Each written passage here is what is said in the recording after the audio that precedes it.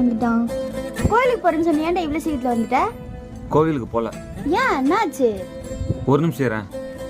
என்ன பண்றாங்க?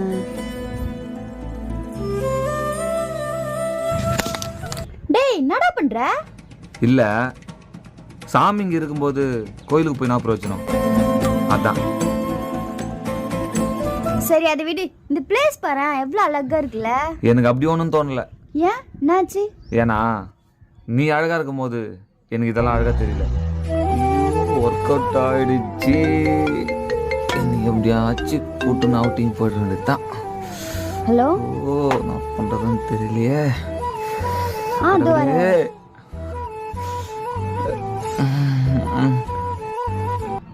பேபி எங்க போற?